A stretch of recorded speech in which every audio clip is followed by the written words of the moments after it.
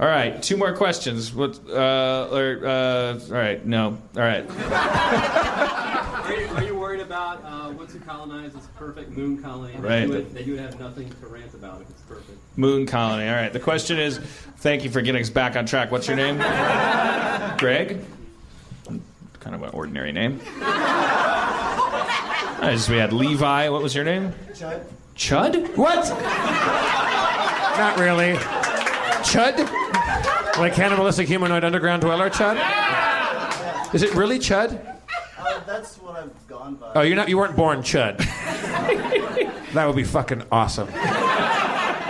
How did the name Chud generate? It's kind of boring. In 5th grade, I figured I was an adult, so I could name myself.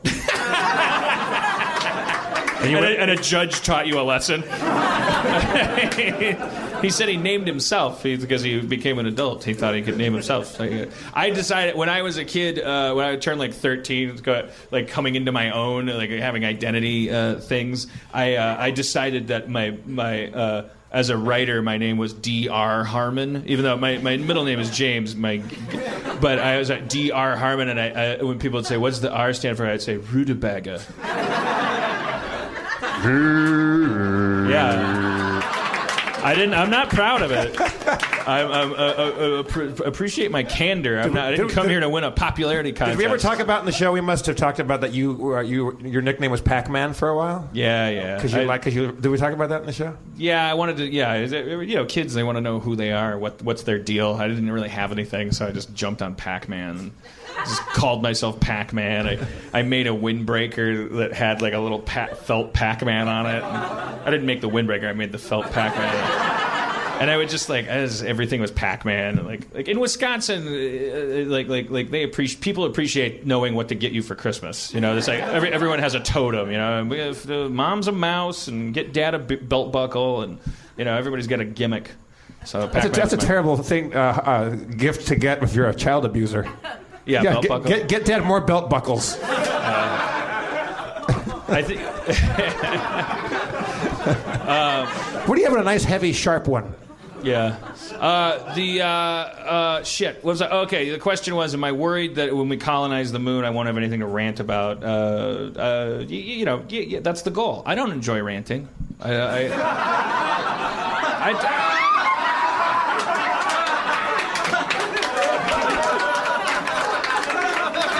I'm just sitting here looking adorable. I'm not doing anything.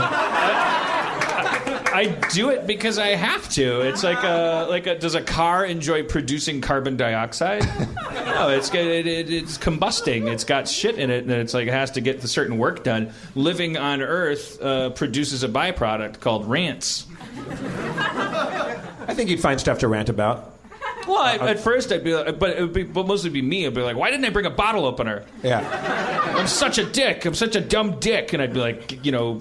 You could rant at my little fancy VIP moon going at Phoenixville orbits you. It's going to orbit 4 times a day too, so you see more of me. And we're all going to go by. We're all going to be at the Mexican restaurant mooning you. There were a couple people, I went into the Harmontown subreddit, and there were a couple people that were really taking me to task, or taking my idea to task, as if I had somehow implied that they should go to the moon with me, which I did not. And they're like, yeah, it seems a little hypocritical. I mean, if he hates capitalism so much, why doesn't he give up his big house? Like you were instigating that bullshit that you started.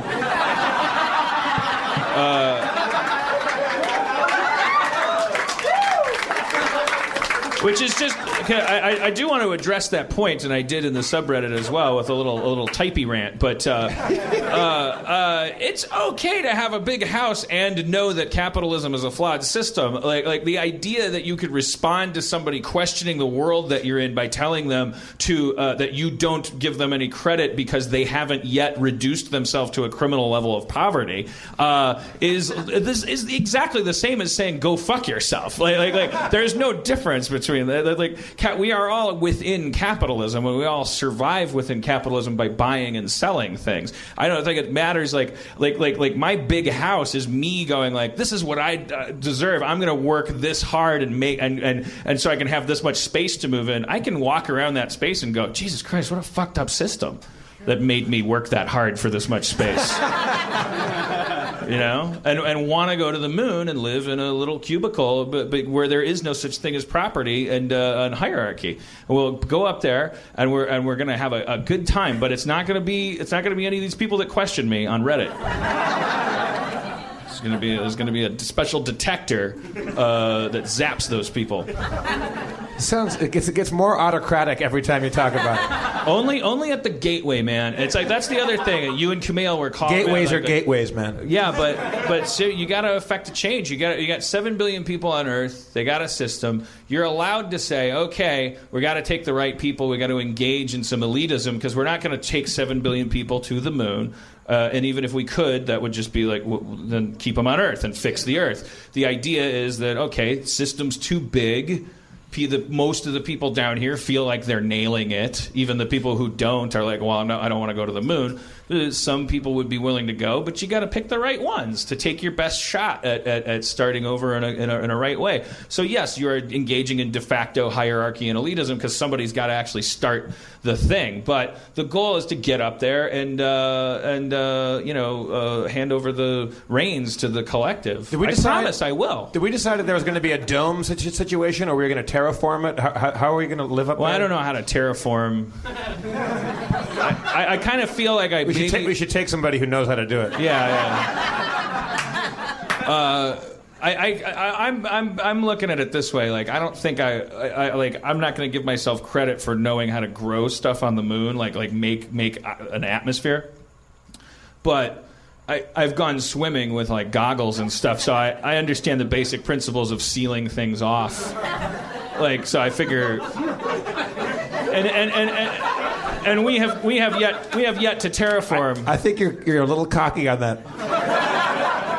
I'm just You're saying, giving yourself a lot more credit scientifically than maybe. I think it's fair to say that if you can figure out how to live underwater, you can figure out how to live on the moon. Yeah, that's how they train the astronauts. Yeah. So because both places I have the identical problem. They need to be airtight. Right? Yeah. So we've accomplished both of those things. We have not terraformed anything yet. So I'm just saying, like, okay, we've gotten to the moon and we've hung out up there. So I'm saying, can I please get up there and hang out there so that people leave me alone? Okay. But there will have to be like hydroponic, basil gardens, and so I can, garnish. We'll get Levi on that. Yeah. Levi's special carcass fertilizer.